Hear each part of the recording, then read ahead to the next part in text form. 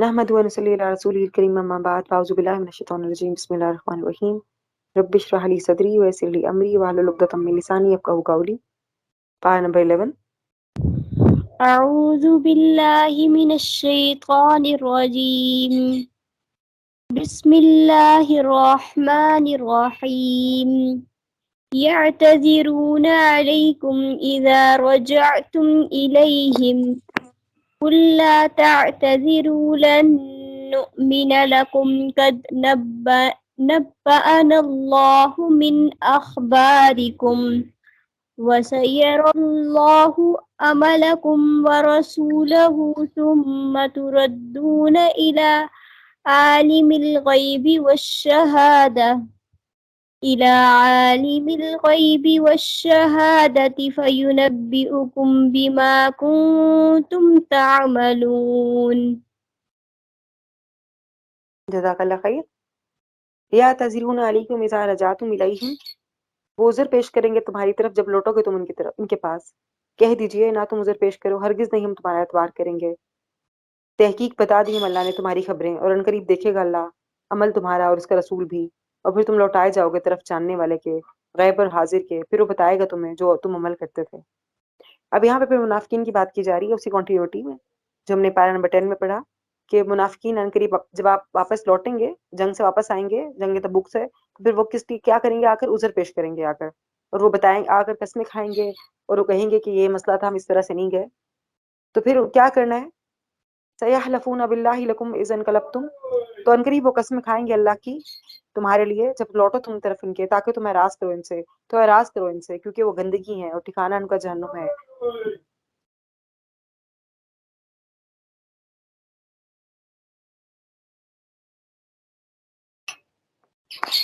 بدلہ ہے اس کا جو ہے وہ کمائی کرتے ہیں.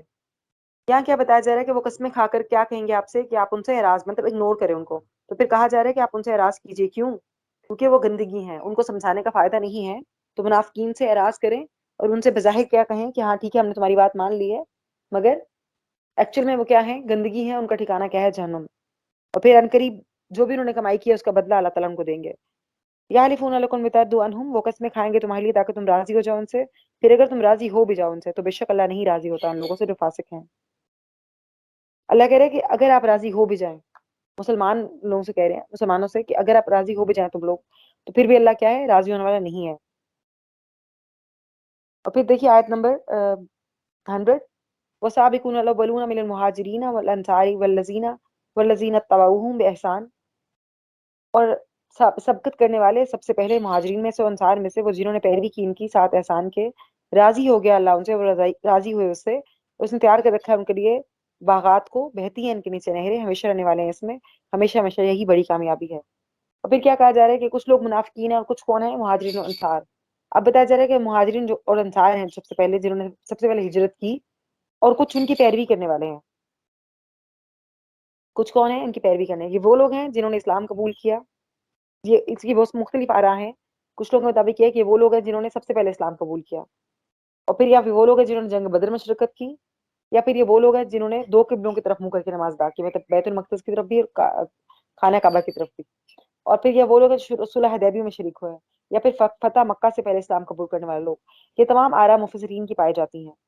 اور وہ لوگ جنہوں نے کس کی پیروی کی؟ سابقون الاولون کی پیروی کی. اور احسان کے ساتھ کس طرح کی؟ احسان پانے والے، احسان کرنے والے کون ہیں؟ کہ بس نیکی کے موقع پاتے ہی وہ لپک پڑتے ہیں، فوراً نیکی کرتے ہیں، اور بالکل بھی سوچتے نہیں ہیں، ہیل و حجت سے کام نہیں لیتے. تو ان کے لیے کیا ہے؟ جنتیں ہیں جن کے نیچے، جنت کے باغات ہیں جن کے نیچے نہریں بہتی ہیں، اس میں ہمیشہ رہیں گے. اور یہی کیا ہے؟ سب سے بڑی ان کے لیے کامیابی ہے.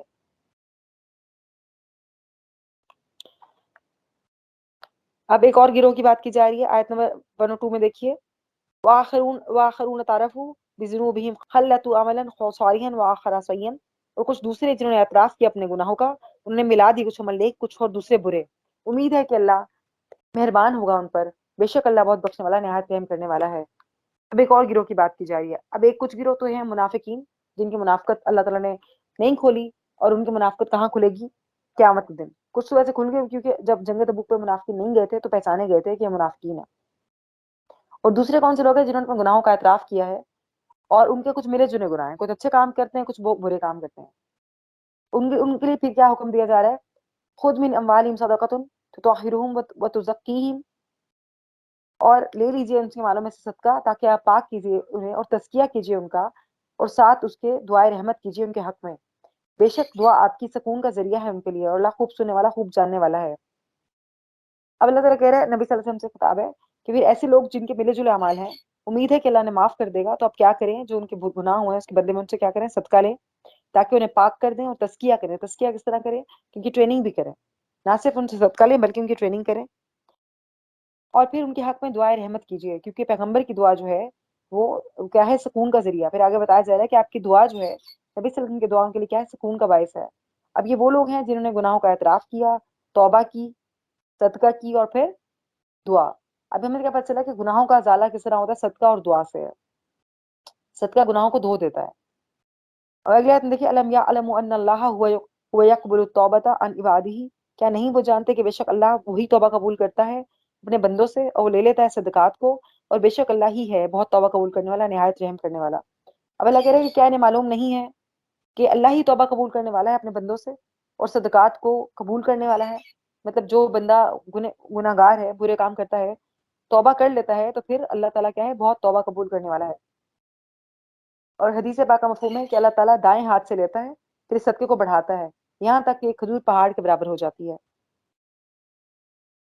اور پھر ان سے کیا کہا جا رہا ہے، اب جو منافقین پہلے تھے اور وہ بعد میں انہوں نے توبہ کر لی، ان سے کیا کہا جا رہا ہے، وہ کیا کریں؟ آپ آیت نمبر 105 میں دیکھیے، وَقُلِ مَلُوا فَسَيَرَ اللَّهُ عَمَلَكُمْ وَرَسُولُهُ وَالْمُؤْمِنُونَ، اور کہہ دیجیے عمل کرو پس ان قریب دیکھے گا اللہ عمل تمہارا اور رسول اس کا اور اہل ایمان بھی، ان قریب تم لوٹاؤ گے طرف جاننے والے کے، غیب اور حاضر کے، پھر وہ بتائے گا تمہیں جو تم عمل کرتے تھے۔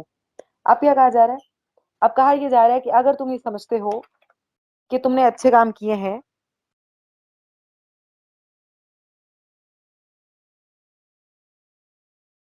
اور تم نے واقعی توبہ کر لی، اب تم اچھے کام کرنے والے ہو، تو پھر اپنے عمل سے اس کو ظاہر کرو، کیونکہ پھر وہ کون دیکھے گا؟ اللہ بھی دیکھے گا، اللہ کا رسول بھی دیکھے گا، مومنین بھی دیکھیں گے تم کیا کرتے ہو۔ اب دیکھیے آیت نمبر 107، بہت انپورٹنٹ آیت ہے، مسجد زرار کا واقعہ ہے اس میں۔ والذین اتخذوا مسجد ضرارا وکفرا وتفریقا بین المؤمنین وارصادا، اور بنا لی جنہوں نے ایک مسجد ضرر پہنچانے کے لیے اور کفر کے لیے اور جدائی ڈالنے کے لیے ایمان والوں کے درمیان میں، اور گھات لگانے کے لیے شخص کری جس نے جنگ کی اللہ اور اس کے رسول سے اس سے پہلے، البتہ وہ ضرور قسمیں کھائیں گے، نہیں ارادہ کیا ہم نے مگر بھلائی کا، اور اللہ وہ گواہی دیتا ہے بے شک البتہ وہ جھوٹے ہیں۔ منافقین کا مسجد زرار کا فتنہ کے بارے میں بتایا جا رہا ہے کہ منافقین نے جب مسجد زرار بنائی تھی تو وہ مسجد انہوں نے کس لیے بنائی تھی؟ کفر کے لیے بنائی تھی، فتنہ ڈالنے کے لیے بنائی تھی، مومنوں کے درمیان جدائی ڈالنے کے لیے بنائی تھی، اور پھر وہ کیا قسمیں کھا کر کین دلائیں گے کہ ان کا ارادہ بھلائی کا تھا۔ اب مسجد زرار کا کیا واقعہ ذرا دیکھتے ہیں۔ مدینہ میں ایک شخص تھا ابو عامر راہب، وہ عیسائی بن گیا تھا اور راہب ہو گیا تھا، اور ابو عامر راہب جو ہے اپنے طور پر بڑا نیک انسان تھا، لیکن وہ عیسائی تھا۔ وہ نبی صلی اللہ علیہ وسلم کے پاس آیا اور اسلام پر اعتراضات کیے، اور نبی صلی اللہ علیہ وسلم کے سوالات کے جوابات کے باوجود وہ اطمینان اس کو نہ ملا، تو اس نے کہا کہ میں آپ کے دشمنوں کی مدد کروں گا۔ پھر وہ ہر جنگ میں مسلمانوں کے خلاف لڑتا رہا، یہاں تک کہ اس نے کیسر کو آمادہ کیا، روم کے بادشاہ کو، کہ وہ مسلمان کے خلاف جنگ کرے۔ اس طرح جنگ تبوک ہوئی، یہ غزوہ حنین کے بعد کی بات ہے۔ اس نے مدینہ کے منافقین کو خط لکھا کہ تم مدینہ میں ایک مکان بناؤ جو کہ بظاہر مسجد ہو، اور اسلحہ جمع کرو، مسلمانوں کو پھوٹ ڈالو تاکہ کیسر کی مدد کی جائے۔ مطلب جنگ تبوک میں کفار کی مدد کرنے کے لیے اس نے کہا منافقین سے کہ ایک مسجد بناؤ، یا گھر بناؤ جو بظاہر مسجد ہو لیکن ہماری کیا ہو، میٹنگ پوائنٹ ہو، جہاں ہم بیٹھ کے مسلمانوں کے خلاف سازشیں کر سکیں۔ اور اس کے مشورے پر مسجد قباء کے قریب ہی ایک مسجد بنائی گئی مسلمانوں کو دھوکہ دینے کے لیے۔ اور پھر انہوں نے کیا کہا، نبی صلی اللہ علیہ وسلم سے اس کا افتتاح کرائیں گے۔ ان کا ایک نمائندہ نبی صلی اللہ علیہ وسلم کے پاس آیا کہ مسجد قباء دور اور چھوٹی ہے، تم نے نئی مسجد بنائی ہے تاکہ لوگوں کو قریب اور زیادہ لوگ نماز پڑھ سکیں۔ تو آپ صلی اللہ علیہ وسلم نے کہا کہ مطلب مصروف سے جنگ پہ جانے کے لیے ان کا واپسی پہ آ کے بات کروں گا۔ پھر جب جنگ تبوک سے واپسی پر آپ صلی اللہ علیہ وسلم کو ان آیات کے ذریعے سے آگاہ کر دیا گیا، تو آپ صلی اللہ علیہ وسلم نے کچھ صحابہ کو حکم دیا، تو انہوں نے جا کر اس عمارت کو ملیا میٹ کر دیا۔ اس کے بعد اس جگہ پر نہ کچھ ہوگا نہ ہی کوئی عمارت بنی۔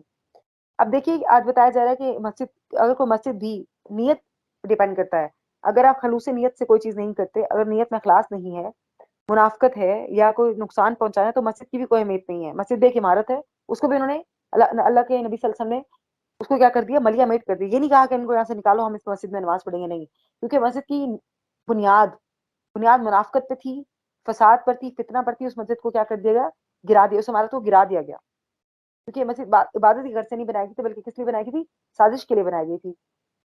कुफर के मकासद पूरे करने के लिए बनाई गई थी, मोमिनों के दरमियान फिरका वारियत फैलाने के लिए बनाई गई थी। क्यों? क्योंकि इस इलाके में पहले से एक मस्जिद थी। अब हमें यहाँ पे देखना है आज के दौर में कि मुसलमान, आज के दौर में देखिए कि जो चीज मुसलमानों के लिए नुकसानदेह हो, जिससे इस्लाम का इमेज खराब हो, या फिर उनके मकासद काफिरों से मिलते जुलते हों, या मुसलमानों के इख्तलाफात फैल रही हो कुछ चीज में, तो या अहले कुफर के पनाह गाह हो, तो वो क्या है? फितना है। हर वो चीज जिससे मुसलमानों में इख्तलाफ हो रहा है, फिरका वारियत फैल रही है, वो फितना है। अगर एक गली में एक मस्जिद बनी हुई है, उस गली में दूसरी मस्जिद बनाने का तो कोई नहीं बनता। मकसद वही है कि मुसलमान के अंदर फूट डलवाई जाए या फिरका वारियत फैलाई जाए, लोगों में लड़ाई डलवाई जाए। अगर एक मस्जिद ऑलरेडी अवेलेबल है एक जगह पे, उसी जगह दूसरी मस्जिद बनाना नहीं बनता। आप ऐसी जगह मस्जिद बनाइए जहाँ मस्जिद नहीं है पहले मौजूद। तो फिर क्या कहा जा रहा है नबी सल्लल्लाहु अलैहि वसल्लम से? अगली आयत में देखिए, आयत 108 में, ला तकुम फीही अबदन, ना आप खड़े हो इसमें कभी भी, अलबत्ता मस्जिद जिसकी बुनियाद रखी गई है तकवा पर, पहले दिन से ज्यादा हकदार है कि आप खड़े हो उसमें। उसमें कुछ लोग हैं जो पसंद करते हैं कि पाक साफ रहें। अल्लाह पसंद करता है पाक साफ रहने वालों को। अब यहाँ पे क्या बताया नबी सल्लल्लाहु अलैहि वसल्लम से? कहा जा रहा है कि मस्जिद ज़रार में ना खड़े हो, बल्कि कहाँ पे खड़े हो? क्योंकि इसकी बुनियाद क्या है? मुनाफकत है। आप उस मस्जिद में खड़े हो जिसकी बुनियाद तकवा है। वो कौन सी मस्जिद है? मस्जिद कुबा, पहली मस्जिद थी इस्लाम की, जो कि इस मस्जिद कुबा के पास ही इन्होंने मस्जिद ज़रार बनाई थी। तो अल्लाह ताला फरमा रहे हैं कि आप मस्जिद कुबा में खड़े हों, क्योंकि मस्जिद कुबा में कुछ लोग ऐसे हैं जो कि पाक साफ हैं। अल्लाह पसंद करता है उन्हें, पाक साफ रहने वालों को। जब ये आयत नाजिल हुई, तो फिर नबी सल्लल्लाहु अलैहि वसल्लम ने पूछा मस्जिद कुबा के लोगों से कि तुम ऐसा क्या काम करते हो जिसकी बुनियाद पर अल्लाह ने तुम्हारी तारीफ की है। हदीस का मफहूम देखते हैं। इससे मुराद अहले कुबा है। आप सल्लल्लाहु अलैहि वसल्लम ने इनसे फरमाया कि तुम लोगों की तारीफ अल्लाह ने की है, तुम ऐसा क्या करते हो? उन्होंने कहा कि हम फरागत के बाद मट्टी की ढेलों के अलावा पानी का भी इस्तेमाल करते हैं। मतलब उन्होंने बताया कि हम रफा हजत के लिए मट्टी के अलावा पानी का भी इस्तेमाल करते हैं। तो पानी से तहारत हासिल करना मट्टी से तहारत हासिल करने से बेहतर है। और फिर पाक रहने वालों को अल्लाह ताला अपना दोस्त समझता है और अल्लाह पसंद करता है। आयत नंबर 111 देखिए, इन्नल्लाह अश्तरा मिनल मुमिनीना अनफुसहुम व अम्वालहुम बिअन्ना लहुमुल जन्नह।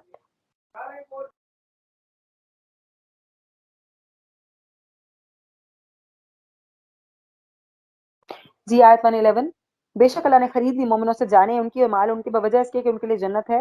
वो जंग करते हैं अल्लाह के रास्ते, फिर वो मारते और मारे जाते हैं। वादा है इसकी जिम्मे सच्चा, तौरात में, इंजील में और कुरान में। और कौन ज्यादा पूरा करने वाला है अपने अहद को अल्लाह से। बस खुशियां मनाओ अपने सौदे पर, वो जो तुमने सौदा किया है साथ इसके, और ये वही है बहुत बड़ी कामयाबी। अब क्या बताया जा रहा है कि मोमिनों से उनके जानों और मालों के बदले में जन्नत का सौदा किया गया है। अल्लाह ताला ने मोमिनों की जान और माल के बदले जन्नत का वादा कर रखा है। और ये बहुत बेहतरीन वादा है, क्योंकि जन्नत की चौड़ाई, जिसकी चौड़ाई जमीन और आसमान के बराबर है, जिसकी जहाँ वैसी नेमतें हैं जिनको किसी आंख ने आज तक देखा ही नहीं, वो हमारे किसी अमल के बदले हमें नहीं मिल सकती। वो सिर्फ अल्लाह का फजल है। तो अल्लाह कह रहे हैं कि जो वादा अल्लाह ने तुमसे किया है, किस बुनियाद पे किया? कि तुम अल्लाह के रास्ते में जंग करते हो, मारते हो, मारे जाते हो। अल्लाह का वादा सच्चा है, और तुम इस तिजारत को खुश हो जाओ जो तुमसे अल्लाह ने की है। अब देखिए, तिजारत किसी भी की तिजारत की बुनियादी अज्जा क्या होते हैं? एक खरीदने वाला होता है, एक बेचने वाला होता है, और एक प्रोडक्ट होती है, यानी वो चीज। और फिर बायर और सेलर का आपस में एग्री होना भी जरूरी है। अब यहाँ पे जो बताया जा रहा है कि दोनों पार्टीज, मतलब एक तरफ कौन है? मोमिनीन है, एक तरफ अल्लाह ताला। अल्लाह ताला का सौदा जो अल्लाह ताला मोमिन को दे रहे हैं, बेहतरीन सौदा है, बेहतरीन सौदा है। अब यहाँ पे देखिए, देने वाला तो देने को तैयार है हमें, देने वाला देने को तैयार है, मगर खरीदने वाला खरीदना चाहता है या नहीं, हम पर है। अल्लाह ताला देना चाहता है हमें। अल्लाह कह रहा है कि मेरे से अपने नफ्स और माल के बदले। किस तरह? कि अल्लाह के राह में माल खर्च करो, अपना नफ्स अल्लाह की मर्जी के मुताबिक ढाल लो, जो अल्लाह का हुक्म है वो करो, जो उन्होंने मना किया वो काम ना करो। सिर्फ इतनी से काम पे तुम्हें जन्नत दी जा रही है। दुनिया में, इस दुनिया की जिंदगी में अपने आप को मार दो, अपने नफ्स को मार दो, अल्लाह की रजा पे चलो, अपने माल की मोहब्बत छोड़ दो, अल्लाह की राह में खर्च करो। तो फिर अल्लाह ताला ने तुमसे वादा किया जन्नत का। तो अल्लाह तो देना चाहते हैं, ये हम पर है, हम खरीदना चाहते हैं या खरीदना चाहते हैं। तो हमें क्या देखना है कि क्या मेरी सारी डिजायर्स, मेरी गुफ्तगू, मेरी जो पूरे दिन की, जो सुबह से लेकर शाम तक मेरी जो जो भी काम मैं करती हूँ, जो भी अमाल है, मेरा सोना जागना, उठना बैठना, फैसला करना, क्या अल्लाह की मर्जी किताबें है या अपनी मर्जी किताबें है?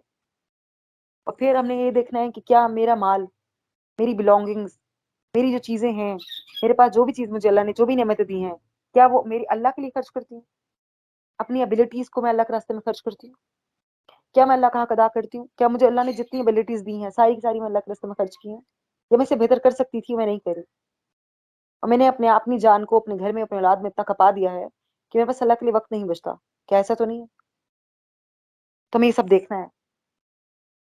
क्योंकि यही अजीम शान कामयाबी है। और फिर किसके लिए है? अत्ताइबून अल आबिदून अल हामिदून नस्वाहिहून, आयत नंबर 112। किन लोगों के लिए? जो बहुत तौबा करने वाले, इबादत करने वाले, हमद करने वाले, सियाहत करने वाले, रुकू करने वाले, सुजूद करने वाले, हुक्म देने वाले नेकी का और रोकने वाले बुराई से, और अल्लाह के हदूद की हिफाजत करने वाले। खुशखबरी दे दीजिए मोमिनों को। जी, अब क्या बताया जा रहा है? कौन लोग हैं जिनके लिए ये सौदा है? मोमिन तो है ही, लेकिन कौन मोमिन है? जो बहुत तौबा करते हैं अल्लाह ताला से, सिर्फ ज़बानी तौबा नहीं करते बल्कि अमली तौबा भी करते हैं। कोई गुनाह होता है, कोई गलती होती है उनसे, सिर्फ ज़बान से तौबा नहीं करते, नवाफिल अदा करते हैं, सदकात करते हैं अल्लाह के रास्ते में, अल्लाह से माफ़ी मांगते हैं सच्चे दिल से। और फिर दूसरे कौन है? हम्द करने वाले, अल्लाह की तौहीद बयान करने वाले, अल्लाह का जिक्र करने वाले, ज़बान से भी, दिल से भी, हर तरह से अल्लाह का जिक्र करने वाले। उनके दिल भी अल्लाह का जिक्र करते हैं, उनके दिल, उनकी ज़बानें भी अल्लाह का जिक्र करती हैं। और फिर सियाहत करने वाले। सियाहत करने वाले किस तरह? यानी कि ज़मीन में घूमने वाले। किस लिए घूमने वाले? इबरत हासिल करने के लिए और अल्लाह की निशानी को देखने के लिए, अल्लाह की निशानी पर ईमान लाने के लिए। और फिर कौन लोग हैं?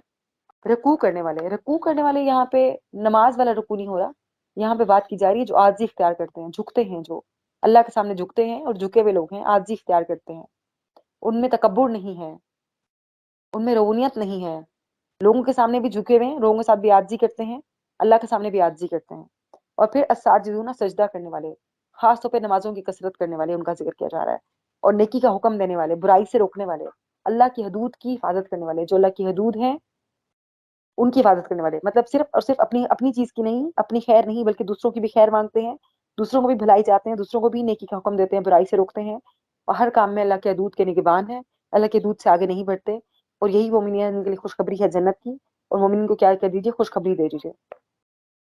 वलौ कान उलिल कुर्बा मिन बादि मा तबय्यना लहुम अन्नहुम अस्हाबुल जहीम। और नहीं है लायक नबी के लिए उनके लिए जो ईमान लाए कि वो बख्शिश मांगे मुशरिकीन के लिए, अगर चाहो वो कुर्बत वाले, बाद इसके जो वाजे हो गए उनके लिए कि बेशक साथी हैं वो जहन्नुम के। आयत नंबर 113। और अगली आयत भी देखते हैं, दोनों का मफहूम सेम है। और ना था इस्तगफार करना इब्राहिम का अपने बाप के लिए मगर एक वादे की वजह से। इसने वादा किया था इससे, जब जाहिर हो गया इसके लिए कि बेशक वो दुश्मन है अल्लाह का, तो बेजार हो गया वो उससे। बेशक इब्राहिम अलबत्ता बहुत आहुजारी करने वाला, बहुत बुर्दबार था।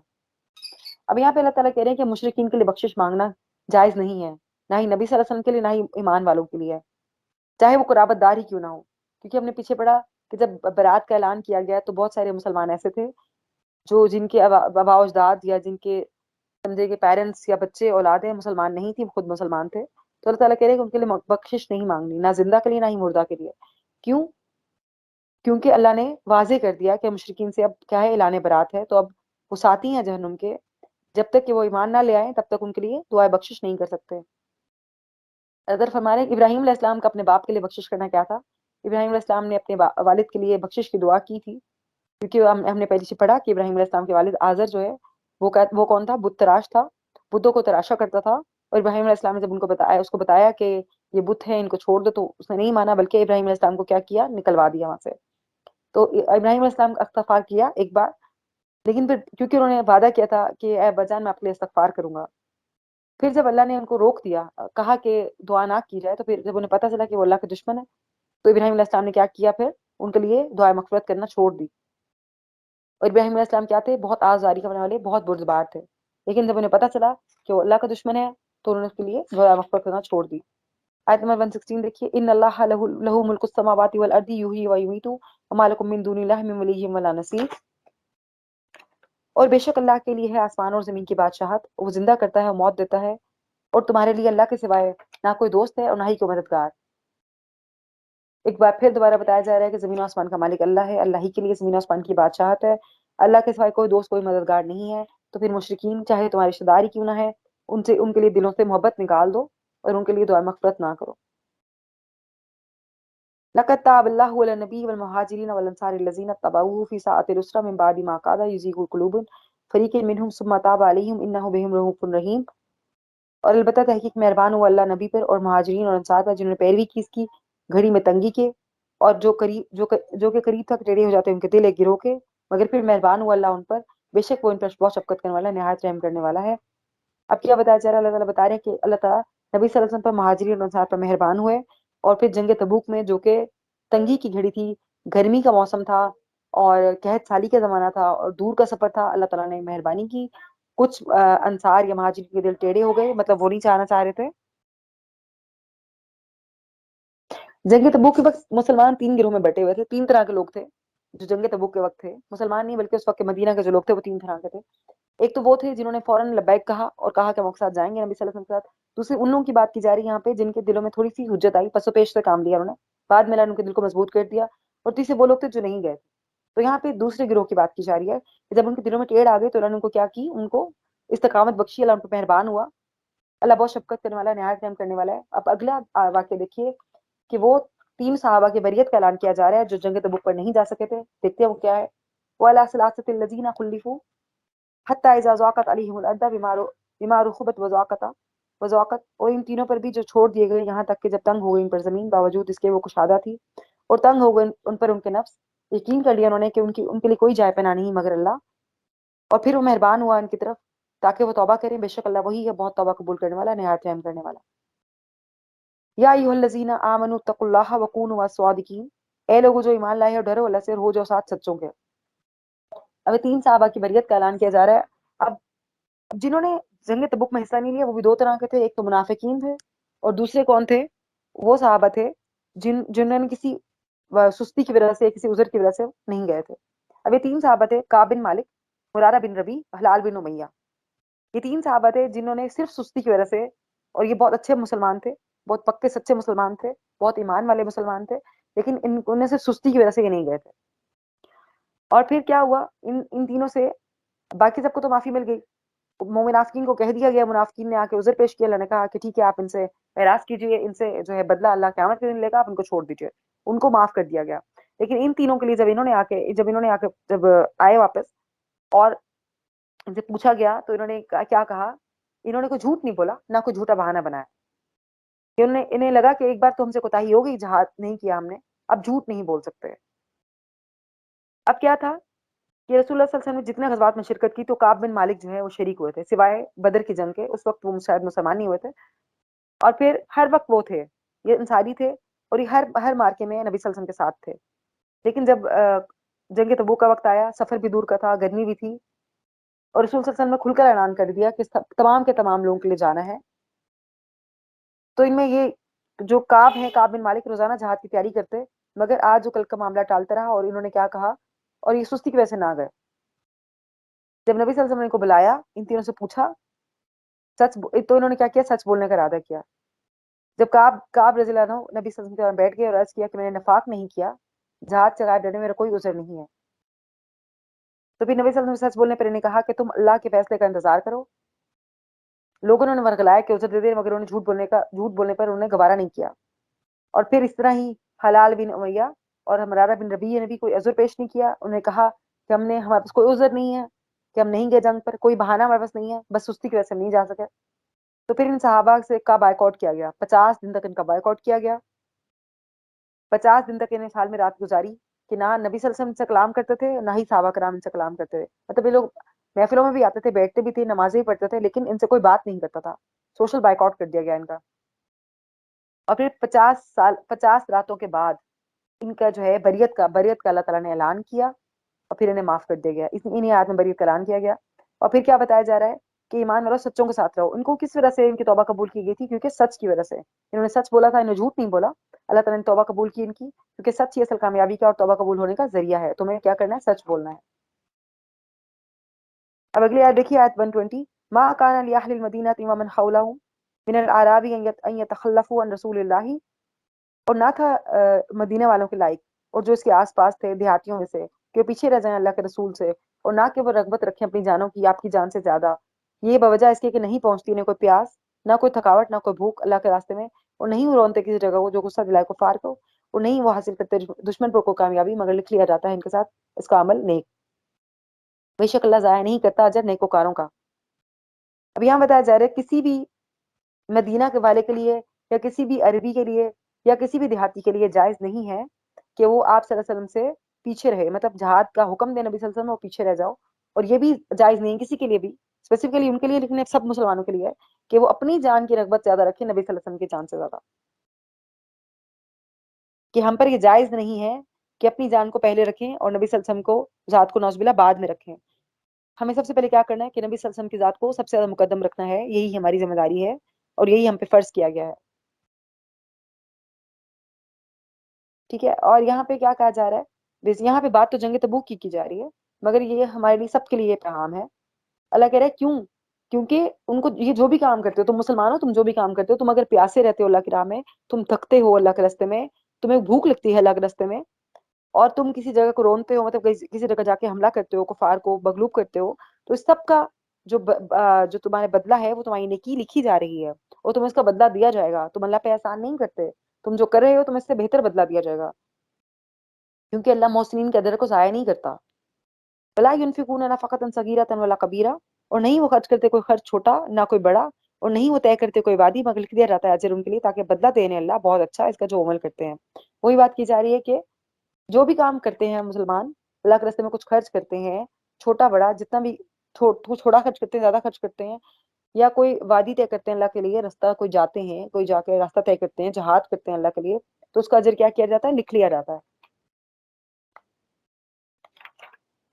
آیت نمبر 123، یا ایھا الذین آمنوا قاتلوا الذین یلونکم من الکفار ولیجدوا فیکم غلظہ، اور اے لوگوں جو ایمان لائے ہو، جنگ کرو ان سے جو تمہارے آس پاس ہیں کفار میں سے، اور چاہیے کہ پائیں وہ تم میں سختی، اور جان لو کہ اللہ ساتھ ہے متقی لوگوں کے لیے.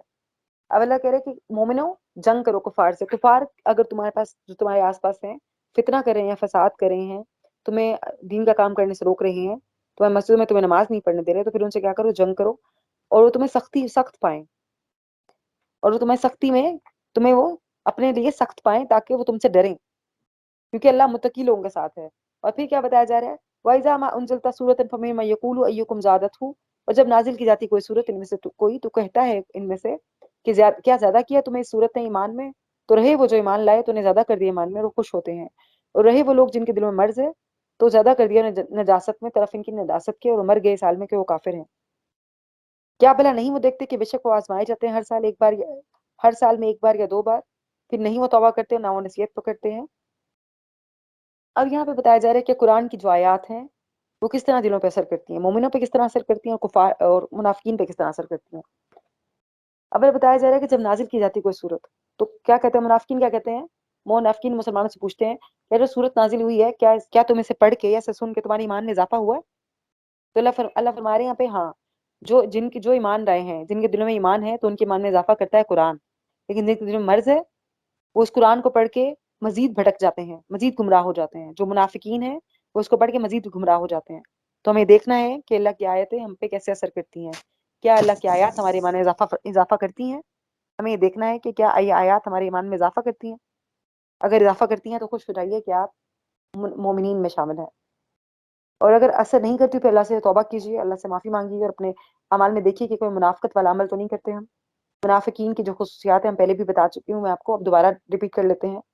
منافق کی پہلی خصوصیت جو بات کرتا ہے جھوٹ بولتا ہے، امانت میں خیانت کرتا ہے، دو نمازوں میں سستی کرتا ہے، عشاء اور فجر کی نماز میں، اور جب جھگڑا کرتا ہے تو گالی گلوچ پہ اتر آتا ہے، جب آپ سے لڑائی کرتا ہے تو گالی گلوچ پہ اتر آتا ہے، لمٹس کراس کر دیتا ہے. یہ منافقین کی نشانی ہے.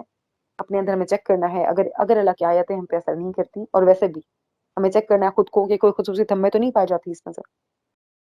اور جھوٹ بولنا مطلب جھوٹ بولنا ہے، مثلاً جھوٹ بولنا ہے، جیسے بھی جھوٹ بولنا، جھوٹ نہیں بولنا. جھوٹ بولنا نفاق کی علامت ہے، جھوٹ ہی پہلی علامت ہے نفاق کی. یہیں سے منافقت بڑھتی ہے. ہم سب کو کیا کرنا ہے؟ سچا بننا ہے اور جھوٹ کو چھوڑنا ہے. اللہ کہہ رہا ہے کہ کیا یہ لوگ نہیں دیکھتے منافقین کہ اللہ کی مصیبتیں نازل ہوتی ہیں سال میں ایک بار یا دو بار، پھر بھی یہ لوگ توبہ نہیں کرتے، نہ ہی نصیحت پکڑتے ہیں کوئی بھی. آیت 128 دیکھیے، لقد جاءکم رسول من انفسکم عزیز علیہ ما انتم حریص علیکم بالمؤمنین رؤوف رحیم.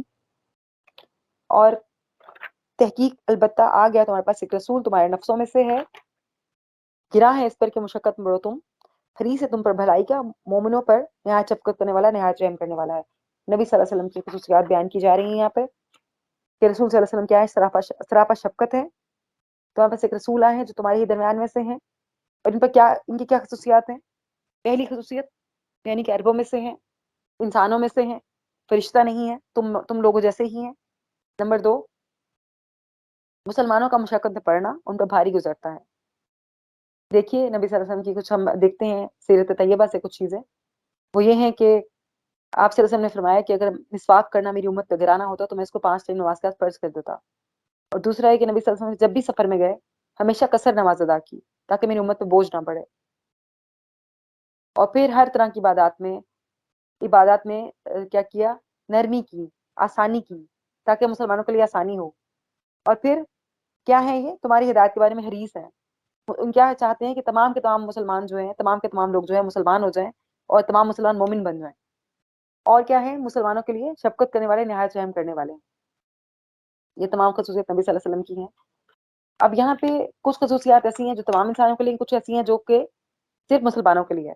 پہلی جو ہے کہ تمہارے نفسوں میں سے تمام لوگوں پر ہے، اور دوسری جو ہے مسلمانوں کو مشقت پڑا ہے، مسلمانوں کے لیے ہے۔ تیسری پھر حریص ہونا، یہ تمام انسانوں کے لیے ہے، اور مومنوں کے لیے کیا ہے، شفقت والے، نہایت رحم کرنے والے۔ پھر اس سورہ کی جو آخری آیت ہے بہت خوبصورت آیت ہے، اسے یاد کر لیجئے، اس آیت کی بہت فضیلت ہے۔ حدیث پاک مفہوم ہے، جس شخص نے صبح شام 7 بار یہ آیت دعا میں پڑھی تو دنیا کے تمام معاملات میں اللہ اس کو کافی ہو جائے گا۔ کیا آیت ہے دیکھتے ہیں۔ فَإِن تَوَلُّوا فَقُلْ حَسْبِيَ اللَّهُ لَا إِلَٰهَ إِلَّا هُوَ عَلَيْهِ تَوَكَّلْتُ وَهُوَ رَبُّ الْعَرْشِ الْعَظِيمِ۔ بے شک اگر منہ موڑ لیں تو کہہ دیجئے کافی ہے مجھے اللہ، اور نہیں ہے کوئی الہ برحق مگر وہی، اس پر بھروسہ کیا میں نے، اور رب ہے عرش عظیم کا۔ یہاں پہ نبی صلی اللہ علیہ وسلم سے کہا جا رہا ہے کہ آپ کی ساری خیر خواہی کے باوجود، آپ کے تمام خصوصیات کے باوجود، آپ کے تمام شفقت کے باوجود، اگر یہ لوگ آپ پر ایمان نہیں لاتے، پھر بھی آپ سے منہ موڑتے ہیں اہل مکہ، تو پھر آپ کیا کہیے ان سے، آپ فرمائیے کہ مجھے کافی ہے اللہ، وہ اللہ جس کے سوا کوئی برحق نہیں ہے، کوئی الہ برحق نہیں، اس پر بھروسہ کیا میں نے، جو کہ عرش عظیم کا کون ہے، عرش عظیم کا رب ہے، وہی مالک ہے تمام جہان کا، یعنی کہ وہ ہر چیز پر پوری قدرت رکھتا ہے اور کوئی بھی اس کی سلطنت سے نکل نہیں سکتا۔ تو پھر بس یہ کہہ کے معاملہ ختم کر دیجئے۔ الحمدللہ سورہ ہماری سورہ توبہ یہاں پہ کمپلیٹ ہوتی ہے۔ اگلی سورہ سورہ یونس ہے۔ سورہ یونس جو ہے یہ مکی سورہ ہے، اس کے 11 رکوع ہیں، 109 آیات ہیں۔ اس سورہ میں توحید کی طرف دعوت دی گئی ہے، شرک کا انکار کیا گیا ہے، اور قضاء و قدر یعنی کہ تقدیر کے بارے میں احکامات بتائے گئے ہیں۔ اور یہ سورہ بنی اسرائیل کے بعد نازل ہوئی۔ بسم اللہ الرحمن الرحیم۔ الف لام را تلک آیات الکتاب الحکیم۔ الف لام را یہ آیات ہیں کتاب حکمت کی۔ اکان للناس عجبا ان اوحینا الی رجل منہم ان انذر الناس، کیا ہے لوگوں کے لیے عجیب بات کہ وہی کی ہم نے ان کے طرف ایک شخص کے ان میں سے، کہ ڈرائے وہ لوگوں کو اور خوشخبری دے دیجیے انہیں جو ایمان لائے، کہ بے شک ان کے لیے مرتبہ ہے سچا پاس ان کے رب کے۔ اور کہا کافروں نے بے شک البتہ یہ جادوگر ہے کھلم کھلا، بے شک رب تمہارا اللہ ہے جس نے پیدا کیا آسمانوں اور زمین کو 6 دنوں میں، پھر وہ بلند ہوا عرش پر، وہ تدبیر کرتا ہے تمام معاملات کی، نہیں کوئی سفارشی مگر بعد اس کی اذن کے، یہی ہے اللہ رب تمہارا، پس عبادت کرو اس کی، کیا بھلا نہیں تم نصیحت پکڑتے۔ کیونکہ یہ مکی سورہ ہے، مکی سورہ میں زیادہ تر بیان جو ہے توحید کے بارے میں ہے، تو اس میں اللہ کی نشانیوں کے بارے میں بات کی گئی ہے تاکہ لوگ تاکہ اہل مکہ اس کو سنیں اور کیا کریں، ایمان لائیں۔ تو ان کو کہا جا رہا ہے کہ اہل مکہ تمہیں کس بات پہ اعتراض ہے، تو کیا تم اس بات پہ حیرت ہے تمہیں کہ تم لوگوں کے درمیان سے ایک رسول آ گئے صلی اللہ علیہ وسلم جن کی طرف وحی کی گئی ہے، اور جو کس لیے آئے ہیں، تاکہ لوگوں کو ڈرائیں اور ایمان والوں کو خوشخبری دیں کہ اللہ کا وعدہ بے شک سچا ہے جنت کا، اور اللہ کے پاس کیا ہے، ان کے پاس ان کے لیے بہت مرتبہ ہے۔ اور کافروں نے کیا کہا ان کے بارے میں کہ یہ کون ہے، کھلم کھلا جادوگر ہیں، نعوذ باللہ۔ اور پھر اللہ تعالیٰ بتا رہے ہیں اللہ کون ہے، اللہ تعالیٰ اپنی تعریف بیان کریں اس میں کہ اللہ وہ ہے، اللہ وہ رب ہے جس نے پیدا کیا زمین و آسمانوں کو صرف 6 دنوں میں، زمین و آسمان کی تخلیق کی ہے، پہلی بار بنایا ہے، اور پھر اللہ عرش پر بلند ہوا، اور وہی ہے تدبیر کرتا تمام معاملات کی، تمہارے تمام معاملات اللہ کی طرف لوٹائے جاتے ہیں، تمہارا پیدا ہونا، تمہارا جینا، تمہارا کھانا پینا، تمہارا رہنا دنیا میں، تمہارے تمام تقدیر کے معاملات، قضاء و قدر کے معاملات، شادی کے معاملات، بچے کتنے ہوں گے، یہ سب معاملات اللہ کی طرف لوٹائے جاتے ہیں، وہی تدبیر کرتا ہے تمہارے معاملات کی، اور کوئی سفارشی نہیں ہے اس کے پاس۔ اب یہ دیکھیے دوبارہ بات کی جا رہی ہے، ما من شفیع الا من بعد اذن، کوئی شفاعت کرنے والا نہیں ہے، کوئی شفاعتی نہیں ہے اللہ کے ہاں مگر جس کی اجازت اللہ دے گا، اللہ کی مرضی کے بغیر کوئی سفارش قبول نہیں کی جائے گی۔ اہل مکہ کے غلط عقائد کی نفی ہو رہی ہے، وہ اللہ کو مانتے تھے مگر کیا کہتے تھے کہ بت ہمارے سفارشی ہیں اللہ کے ہاں۔ آج ہم دیکھیں کیا ہم بھی یہ کہتے ہیں کہ ہم نے بھی کوئی سفارشی بنائے ہوئے اپنے لیے، کہ ہم یہ کہتے ہیں کہ یہ ہمارے پاس اللہ کے ہاں سفارش کریں گے ہماری، تو اللہ تو کہہ رہا ہے کہ اگر میری اجازت نہیں ہوگی تو سفارش بھی کوئی نہیں کر پائے گا، شفاعت ہوگی بالکل، نبی صلی اللہ علیہ وسلم کی شفاعت ہوگی مگر ان کے لیے جن کے لیے اللہ چاہیں گے، جن کو اللہ نہیں چاہے گا ان کی شفاعت بھی نہیں ہوگی۔ اللہ کہہ رہا ہے کہ یہی ہے اللہ تمہارا رب، عبادت کرو اس کی، کیا بھلا نہیں تم نصیحت پکڑتے، کیا تم نہیں جانتے کہ زمین و آسمان کو کس نے تخلیق کیا ہے، اتنا جو بڑا عرش ہے، اتنا بڑا آسمان ہے، اور 7 آسمان اور ستارے اور چاند اور سورج اور زمین کی ساری مخلوقات، زمین میں سبزہ اگائے، زمین میں پہاڑ بنائے، درخت بنائے اور دریا بنائے، سمندر بنائے، کس نے بنائے ہیں؟ خود بخود تو نہیں وجود میں آ گئے، اس کو تخلیق کرنے والا کوئی ہے؟ کیا تم نہیں پہچانتے؟ ان نشانیوں کو دیکھ کے بھی تم اللہ کو نہیں پہچانتے؟ اور پھر الہی مرجعکم جمیعا، طرف اس کے لوٹنا ہے تمہارا سب کا سب کا، وعدہ ہے اللہ کا سچا، بے شک وہ پیدا ابتدا کرتا ہے پیدائش کی، پھر وہ دوبارہ لوٹائے گا اسے تاکہ وہ بدلہ دینے جو ایمان لائے، انہوں نے عمل کیے نیک ساتھ انصاف کے، اور کفر کیا جنہوں نے، ان کے لیے پینا ہے سخت گرم پانی کا، اور عذاب ہے دردناک بوجہ اس کے کہ وہ کفر کرتے تھے۔ اور وہی ہے جس نے بنایا سورج کو روشن اور چاند کو منور، اور اس نے مقرر کی منزلیں تاکہ تم جان لو گنتی سالوں کے اور حساب، اور نہیں پیدا کیا اللہ نے یہ سب مگر ساتھ حق کے، وہ کھول کر بیان کرتا ہے اللہ کے آیات کو ان کے لیے جو علم رکھتے ہیں۔ بے شک اختلاف میں رات اور دن کے، اور جو پیدا کیا اللہ نے آسمان اور زمین میں البتہ نشانیاں لوگوں کے لیے جو ڈرتے ہیں۔ بے شک وہ لوگ جو نہیں امید رکھتے ہماری ملاقات کی، وہ راضی ہو گئے دنیا کی زندگی پر، مطمئن ہو گئے اس پر، اور وہ جو ہماری آیات سے غافل ہیں، یہی لوگ ہیں ٹھکانہ ان کا جہنم میں، وجہ اس کے جو تھے وہ کمائی کرتے ہیں۔ اللہ بتا رہا ہے کہ تم سب کا آخر کار تو لوٹنا میری طرف ہے، تم چاہے جو مرضی کر لو، تمہیں آخر کار میری طرف لوٹنا ہے۔ اور اللہ وہی ہے جس نے پہلی بار تمہیں بنایا تھا، اور پھر دوبارہ وہ تمہیں اٹھائے گا، جب تم مر جاؤ گے تمہارے دوبارہ زندہ کرے گا، تاکہ کیوں، اب بتایا جا رہا ہے قیامت کیوں برپا ہوگی، دوبارہ کیوں اٹھایا جائے گا، کیونکہ اللہ بدلہ دے ان کو جنہوں نے نیک اعمال کیے اور انصاف کے ساتھ حق پر قائم رہے، اور ان کو بدلہ دے جن کو نے کفر کیا، ان کے لیے کیا ہے سخت گرم پانی اور دردناک عذاب ہے، استغفر اللہ۔ اب یہاں پہ دو گروہوں کی بات کی جا رہی ہے، ایک ایمان والے ہیں نیک عمل کرنے والے، ان کے لیے کیا ہے اللہ کے یہاں بدلہ ہے، بہترین بدلہ ہے، جنتیں ہیں، جنتوں کے ساتھ اور بھی انعامات ہیں، اور جنہوں نے کفر کیا ان کے لیے کیا ہے سخت گرم پانی ہے پینا، اور ان کے لیے دردناک عذاب ہے۔ اور پھر اللہ کون ہے؟ اللہ وہ ہے جس نے بنایا سورج کو روشن اور چاند کو منور، اور پھر منزلیں مقرر کی ہیں۔ سورج اور چاند سے اللہ نے کیا کیا؟ کیلنڈر بنایا ہے، قمری اور شمسی کیلنڈر بنایا ہے، جس سے کیا کیے ہیں منزلیں مقرر کی ہیں، سالوں کی اور حساب اور گنتی رکھی ہے۔ اللہ نے یہ سب بغیر حق کے پیدا نہیں کیا، اللہ نے ان سب کا مقصد بامقصد پیدا کیا ہے، اور اللہ کھول کر بیان کرتا ہے اپنی آیات ان لوگوں کے لیے جو علم رکھتے ہیں۔ اور پھر اللہ بتا رہے دوبارہ سے، اللہ بیان فرما رہے کہ زمین و آسمان کے اختلاف میں، زمین و آسمان کے آنے جانے میں نشانیاں ان لوگوں کے لیے جو ڈرتے ہیں، اور جو اللہ سے ملاقات کی امید نہیں رکھتے، اللہ کی آیات سے غافل ہیں، وہ کیا ہیں؟ دنیا کے حریص ہیں۔ اب کی ان کی بات کی جا رہی ہے وہ لوگ جو اللہ سے ملاقات کی امید نہیں رکھتے، دنیا نے ان کو گھیر رکھا ہے، بظاہر وہ کہتے ہیں آخرت آئے گی، قیامت بھی آئے گی، لیکن اس کی کیونکہ فکر نہیں کرتے نا، صرف دنیا کے کاموں میں لگے ہوئے ہیں، دنیا کمانے میں لگے ہوئے ہیں، آخرت کی فکر ہی نہیں کرتے، تو وہ کون ہے؟ جو دنیا کا حریص ہے، جسے دنیا نے گھیر رکھا ہے بری طرح سے، اور وہ دنیا میں ایسے خوش ہیں کہ وہ اللہ کی آیتوں سے غافل ہیں، بظاہر مانتے ہیں قیامت آنی ہے، لیکن کیا کہتے ہیں کل کی کل دیکھی جائے گی، ابھی تو دنیا کمائے، ابھی تو دنیا میں رہے، اور دنیا کے مال کی محبت میں اتنی زیادہ ہے کہ وہ اس سوچ میں لگ جاتا ہے کہ اس مال کو کیسے بڑھاؤں، اور مزید ہوس پیدا ہو جاتی ہے۔ پھر وہ کیا کرتا ہے کہ مال میں اضافہ کس طرح، اولاد میں اضافہ کس طرح، اقتدار میں اضافہ کس طرح ہو، اور پھر جب اس کو یہ سب مل جاتا ہے مطمئن ہو جاتے ہیں وہ دنیا کی زندگی پر، اسے اگلی کوئی بات یاد ہی نہیں آتی، وہ اللہ کے احکامات سے منہ پھیر لیتا ہے۔ اور یہی وہ لوگ ہیں ان کا ٹھکانہ کیا ہے؟ آگ ہے، بوجہ اس کے جو کمائی کی ہے، کمائی کیا کی انہوں نے؟ صرف دنیا کے لیے کمایا، آخرت کے لیے کچھ نہیں کمایا، تو پھر ان کے لیے کیا ہے؟ آگ کا ٹھکانہ۔ اس کے بعد ایک دوسرے کون لوگ ہیں؟ ان الذین آمنوا وعملوا الصالحات یہدیہم ربہم بایمانہم، اور بے شک وہ لوگ جو ایمان لائے، اور بے شک وہ لوگ جو ایمان لائے انہوں نے عمل کیے نیک، رہنمائی کرے گا ان کا رب ان کی بوجہ ان کے ایمان کی، اور بہتی ہیں ان کے نیچے نہریں، اور باغات ہیں نعمتوں والے ان کے لیے۔ مومنوں کے لیے کیا ہے کہ دوسرا گروہ جو ایمان اور عمل صالح جنہوں نے کیے، اللہ ان کی دنیا میں رہنمائی کرے گا نیک اعمال کی طرف، اور ان کے لیے کیا ہے؟ باغات ہیں جنت کے، جن کے نیچے نعمتوں والے باغات ہیں، ان کے نیچے کیا ہے؟ نہریں بہتی ہیں، اور ان کا ایمان ایسا ہے جس سے وہ اپنے رب کو پہچان لیتے ہیں۔ تو ہمیں بھی چاہیے کہ ہم ایسا ایمان رکھیں جس سے ہم اپنے رب کو معرفت اور پہچان رکھیں۔ اور پھر جنت والوں کی دعا کیا ہوگی؟ دعواہم فیہا سبحانک اللہم وتحیہم فیہا سلام، اور ان کی دعا ہوگی اس میں کہ پاک ہے تو اے اللہ، اور دعا ان کی اس میں سلام ہوگا، اور آخری پکار ان کی ہوگی کیا؟ الحمدللہ رب العالمین، سب تعریف اللہ کے لیے جو رب ہے تمام جہانوں کا۔ اب کیا بتایا جا رہا ہے کہ دنیا میں کسی کو مخاطب کرتے ہیں تو کیا کرتے ہیں؟ اس کا نام لیتے ہیں، لیکن جنت میں کیا ہوگا؟ جب وہ کوئی چیز جنت والے کوئی چیز حاصل کرنا چاہیں گے تو وہ کیا کریں گے؟ اللہ کی تعریف کریں گے، کیا کہیں گے؟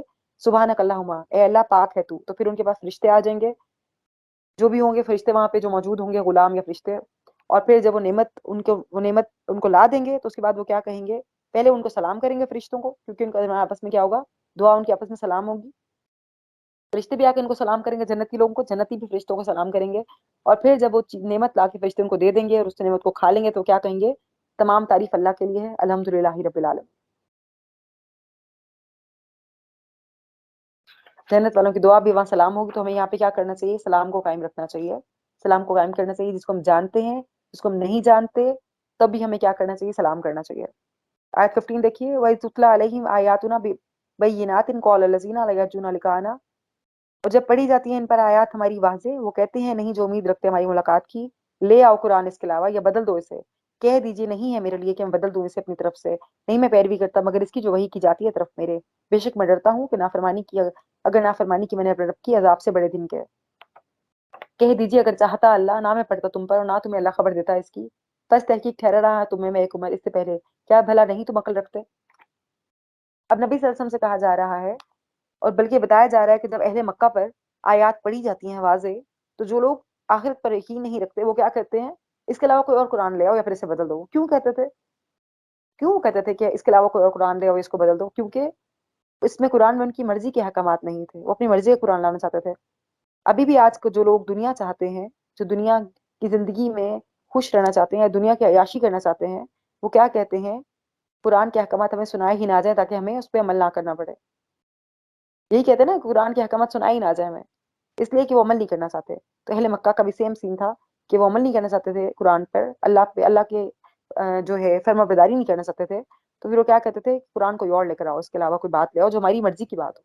تو پھر اللہ تعالیٰ کہہ رہے ہیں نبی صلی اللہ علیہ وسلم سے کہ فرما دیجیے، آپ کہہ دیجیے کہ میں نہیں ہوں کہ میں اپنی طرف سے بدل دوں کچھ بھی، یہ میرے پہ نہیں ہے، میں قرآن نہیں بدل سکتا، یہ اللہ کی طرف سے ہے، مجھے اللہ نے یہ استطاعت نہیں دی کہ میں اس کو بدل دوں، اور نہیں میں پیروی کرتا اس کی مگر جو وحی کی جاتی ہے، میں تو خود اس کی پیروی کرتا ہوں جو میری طرف وحی کی جاتی ہے، اور میں اگر میں اس کو بدل دوں گا یا نافرمانی کی میں نے اپنے رب کی تو میں ڈرتا ہوں بڑے دن کے عذاب سے۔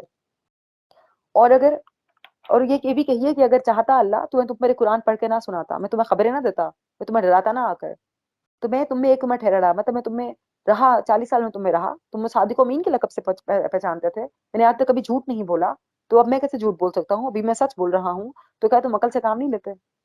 اور پھر فمن اجلم ممن افترى علی اللہ کذبا، اور کون ہے بڑا ظالم سے جو گھڑ لے اللہ پر جھوٹ یا وہ جھٹلائے اس کی آیات کو، بے شک نہیں پلا پاتے وہ جو مجرم ہے اور عبادت کرتے ہیں سوائے اللہ کے، اس کی جو نہیں وہ نقصان دیتا ہے انہیں، نہ وہ نفع دیتا ہے انہیں، اور وہ کہتے ہیں یہ سفارشی ہے ہمارے اللہ کے ہاں۔ کہہ دیجئے کیا تو خبر دیتے ہو اللہ کو اس کی جو وہ نہیں جانتا، آسمان و زمین میں پاک ہے وہ بلندر ہے ایسے جو شریک ٹھہراتے ہیں۔ اب بتایا جا رہا ہے اللہ اس سے بڑا ظالم کون ہے جو اللہ پر جھوٹ باندھتا ہے، اس سے بڑا ظالم کون ہے جو اللہ پر جھوٹ باندھے، یعنی کہ یا تو اللہ پر جھوٹی باتیں منسوخ کرے اللہ سے، یا پھر اللہ کے سے شرک کرے، اللہ کی آیات کو جھٹلائے، اور پھر وہ عبادت کرتے ہیں اس کی جو نہیں نہ وہ نقصان کا مالک ہے نہ ہی نفع کا مالک ہے، اور وہ کیا کہتے ہیں یہ کون لوگ ہیں، ہمارے سفارشی ہیں۔ اب عبادت کرنا یہ نہیں ہے کہ مطلب پوجا کرتے ہیں، وہ کیا کہتے ہیں یہ ہمارے سفارشی ہیں اللہ کے ہیں۔ آج ہمیں دیکھنا ہے کیا ہم تو ایسا نہیں کہتے، یہ ہمارا وسیلہ ہے، ہم سفارشی ہیں اللہ کے ہاں، یہ ہماری سفارش کریں گے اللہ کے ہاں۔ تو اللہ کہہ رہا ہے کہ تم اللہ کو وہ بات بتا رہے ہو جو اللہ نہیں جانتا۔ اگر اللہ نے کوئی سفارشی بنائے ہوتے تو اللہ نے قرآن میں بتایا نہ ہوتا تمہیں کہ تمہارے سفارشی ہے، تم جاؤ ان سے سفارش کرواؤ۔ اللہ نے تو اچھی کوئی بات نہیں کی تمہیں، اللہ نے تو تم سے نہیں کہا کہ اللہ نے سفارشی بنائے ہیں دنیا میں۔